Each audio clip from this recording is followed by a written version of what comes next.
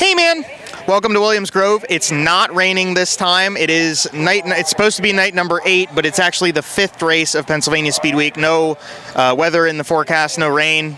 Last week there was, that's fine. There are 36 cars here tonight to take on this challenge, and we had 2 flights of time trials. I'm going to invite Slide Job Central, my friend Dylan, back on to talk a little bit about those 2 flights of qualifying. Anthony Macri went quick time in Flight A. He was the 6th car out. The first car out, Lance Deweese, went 2nd.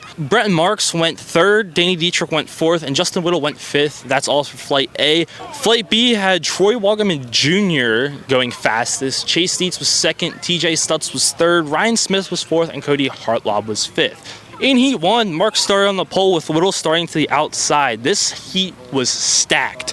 Marks led for pretty much the whole thing, actually the whole thing. Logan Schuhart got up to 3rd. It was pretty much single file and no passing after the 2nd lap.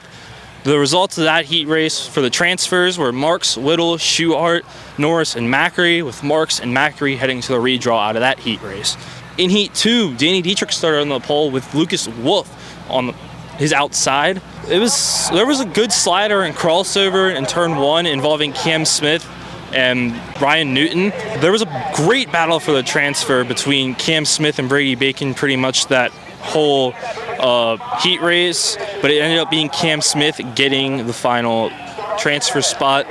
Danny Dietrich ended up winning that heat race with Lucas Wolf, Steve Buckwater, Lance Deweese, and Cam Smith transferring out of that heat race. Deweese would go to the redraw with Danny Dietrich.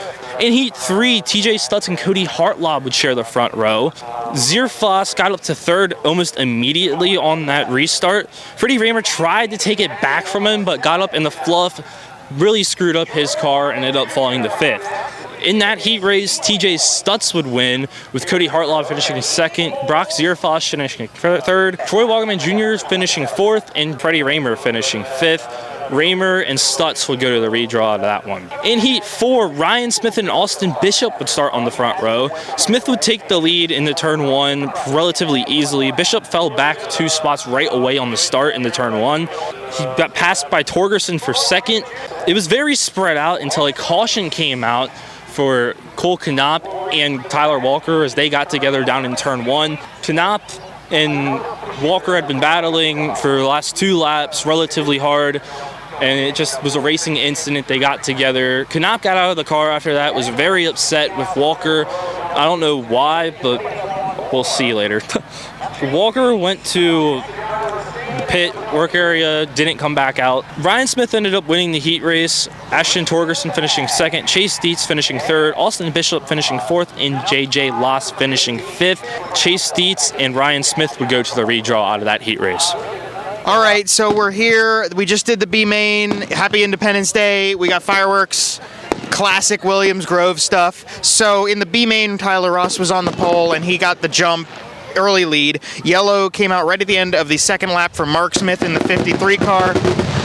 We are going hard on the fireworks. So we got a yellow for that, and then into turn 3, Doug Hamaker spun off of that restart, so we didn't get a lap in. Tried to restart again. Olivia Thayer crashed off of turn 4, so we didn't even get to the line. We got a lap in almost, and then there was a whole slew of cars at the back of the grid. They got into a mess, and Dave Grube stopped on the track. That caused another yellow, so we had a bunch of back-to-back-to-back problems, and then finally we finished the 3rd lap, and from there on it was green, clean, green flag racing. On lap number 8, we saw Chad Trout pass Ryan Taylor. That was the one single pass outside of the very first lap for transfer positions, and they ran the rest of the way in that form. Tyler Ross won the B main over Brady Bacon, Jordan Thomas, and Chad Trout got the final transfer into the A main. All right, I'm here standing on the front stretch now. 30 laps for the A main, which just happened. I'm going to run you through what went down. Brent Marks drew the pole in the redraw, and he got the early lead off the start. Troy Wagaman had a fantastic first lap where he went from 6th place to 3rd. On lap 3, Troy lunged at Ryan Smith, who was in 2nd at that time. Didn't work out, and he lost that momentum. The field kept sorting itself out for a while. Lucas Wolf looked really good during the first couple laps. On lap number 8, Troy Wagaman was able to make the pass for 2nd place and was closing in on Brent Marks. On to lap 11, Brent Marks hit lap traffic, and that was where we saw Troy Wagaman try to make a move, and he wasn't able to make it because he moved up to the top side of the track, and Brent was good up there, but Troy was not. On lap 13, because of that movement, Danny Dietrich was able to catch up to him and make the pass for second. Lap 14, we saw a yellow for Steve Buckwalter. He had tried the inside of Logan Schuhart in turn 1. He ended up getting cut off a little bit, spun, did a 360. He didn't stop, but we did have a yellow. Off the restart, Macri got a great jump and moved all the way up to third place. And then on lap 19, we saw Danny Dietrich pass Brent Marks for the lead using the bottom in turns 1 and 2, which was a great place to run. A lot of people were using that to their advantage. It was a Lance DeWeese kind of line. On lap 25, we saw a yellow for Brady Bacon, who stopped in turn 4. That caused an open red, which is a topic of Speedweek because we had problems on Wednesday night at Port Royal, so we're throwing open reds whenever we, just conservatively whenever we need them. But that's good because it doesn't take away from the racing and screw things up like what happened on Wednesday. Off of the restart, we saw Anthony Macri with a huge dive bomb into turn 1. He was able to get himself into second place off of that, but with the 5 laps that were left from that point, we were unable to see anything more at the front of the field. Danny Dietrich held on to win here tonight. He's the first repeat winner of Pennsylvania Speedweek 2025. Anthony Macri second, Brent Marks third, Troy Wagaman fourth, and Lance DeWeese fifth. The rest of your top 10 on the screen provided by my friend M Racing 89, aka Matt Faust, and we'll move over into the point standings. Macri still sits at the top, and we've got Dietrich behind him.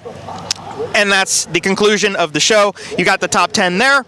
We got 2 more nights of racing. Port Royal is tomorrow night. But in the meantime, I'm going to celebrate the 4th of July in proper American fashion with one of my more favorite beers, Yingling, Pennsylvania beer. A little bit of hometown pride for the porch sitters here on Pennsylvania Speed Week.